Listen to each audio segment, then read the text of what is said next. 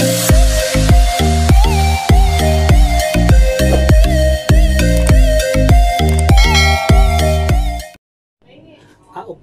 sa mga nagtatanong po pala sa akin, ako tungkol sa SSS Calamity Loan, doon sa nangyaring Bagyong Christine. So far po hanggang sa mga araw na ito po, wala pong nakalagay sa system ni SSS na offer na calamity loan or CLAP. Wala pong calamity loan assistance program. Noong October 24, nag-post po ang official page ni SSS na ang may offer lang po ni SSS sa mga SSS member ay salary loan lang at saka pension loan po. Yun lang po yung mababasa natin sa kanilang official page.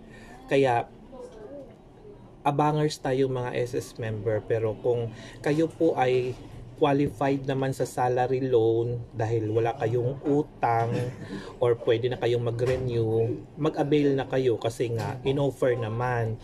At saka yan naman ay regular naman yung ginagawa kapag kayo na ay qualified mag-loan. So pwede na kayong mag-submit niyan gamit ang inyong SSS online account. But ngayon po ang SSS kasi nag-update sila ng kanilang system. Meron ng OTP. Naway ang inyong SSS online account ay updated kayo sa cellphone number. Kasi kung hindi kayo updated ng inyong cellphone number, hindi kayo nag-SSS E4 update information, di nyo po magamit yung inyong SSS online account kasi nga may OTP po or on-time password.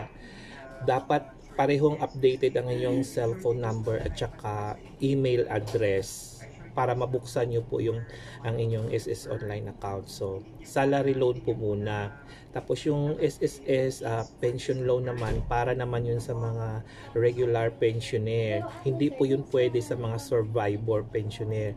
Sa mga regular pensioner lang po yun ino-offer. So, sila lang po muna ang makaka-avail nun. So, sa ngayon, abang-abang na lang kung mag-o-offer po sila. Pero habang chine-check ko yung system ni SSS talaga, wala pa pong naka-offer na CLAP or Calamity Loan Assistance Program. So bilang member, mag-antay po tayo. Kung wala, so wala talaga.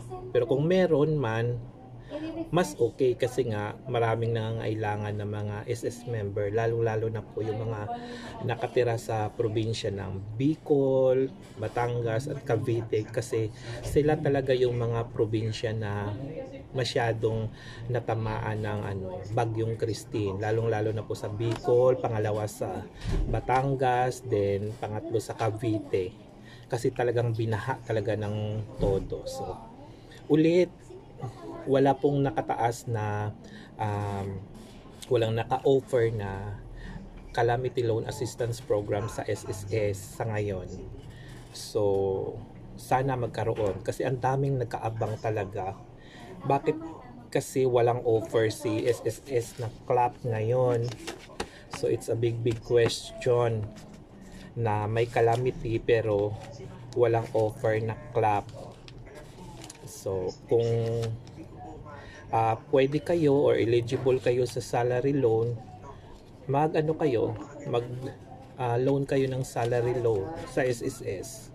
Basta kayo po ay eligible, may naka-enroll na bank account ng inyong SSS online account, so go na, mag-loan na po kayo para meron kayong pang augment ngayon na nagkaroon tayo ng financial problem dahil dumaan ang Bagyong Christine. Yun lang.